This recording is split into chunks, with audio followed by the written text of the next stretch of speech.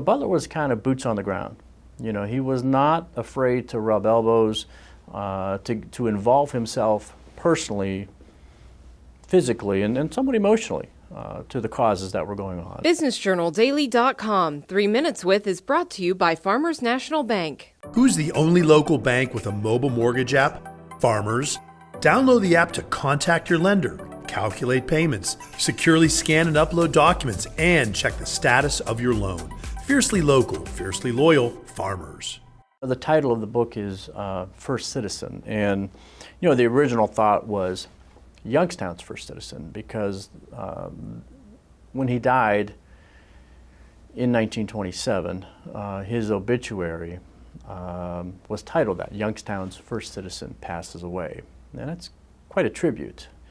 And for a time, that 19th century period of industrialists, that was a pretty rugged time. Folks were making money, and a lot of those characters that emerged, were kind of ruthless. And you never got the impression that Butler was made that way. He was a person, I thought, who differed from the other folks coming up in that time period. Joe Butler was someone who got amongst the people. There were certainly charitable causes that he involved himself in, and it wasn't so much just throwing money at the project. Certainly you've got Frick and Carnegie, I refer to those guys a lot, where they're just writing checks and not even sure where they're donating to. But Butler was kind of boots on the ground. He was not afraid to rub elbows, to involve himself personally, physically, and somewhat emotionally to the causes that were going on. He is somewhat of a complex individual. He rose pretty much from very humble beginnings through hard work, dedication to his profession. He had limited education, but he was a man who took advantage of opportunities that came his way, and he worked hard. I think he was more progressive in some areas than other industrialists of the time. We've heard of the terms robber barons or captains of industry.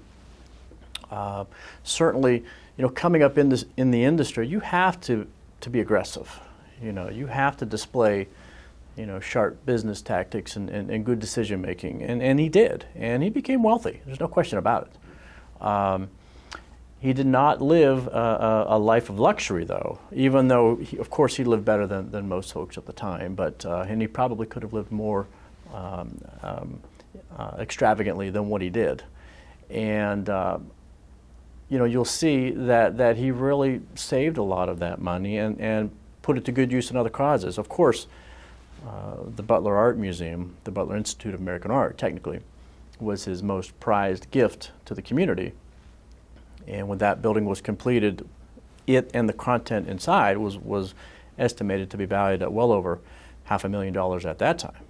But he also directed the building of the McKinley Memorial, the birthplace memorial for McKinley. Butler, early on in his life, takes an interest in art. As a matter of fact, he worked in Chicago for a time, when in his mid-20s or so, and there's a painting that he had done. He spent $100 to, I believe the artist's name was William Cogswell, and that's his first portrait of Butler.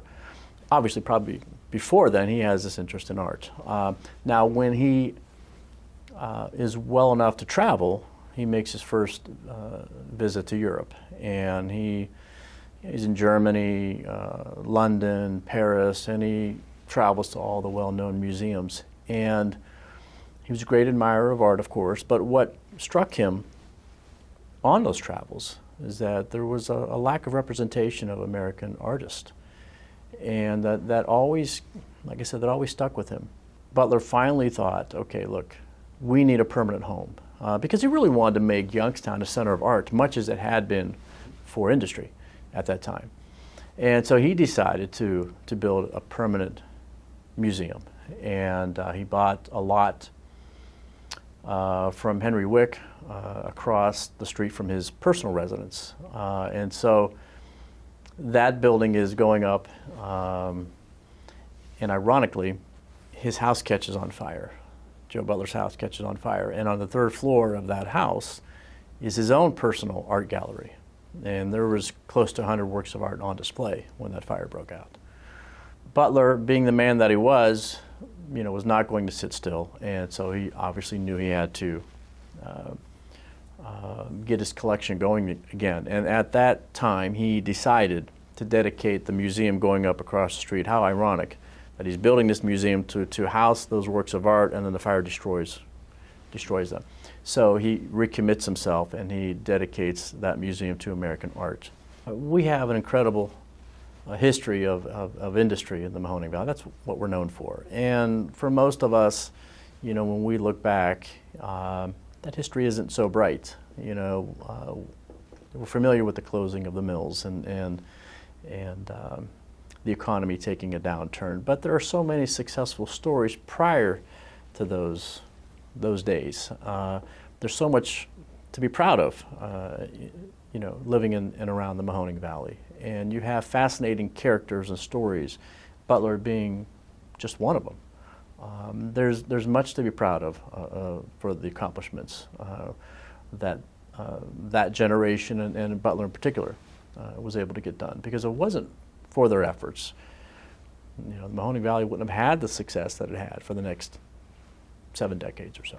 BusinessJournalDaily.com 3 Minutes With is brought to you by Farmers National Bank. Who's the only local bank with a mobile mortgage app? Farmers. Download the app to contact your lender, calculate payments, securely scan and upload documents, and check the status of your loan. Fiercely local, fiercely loyal, Farmers.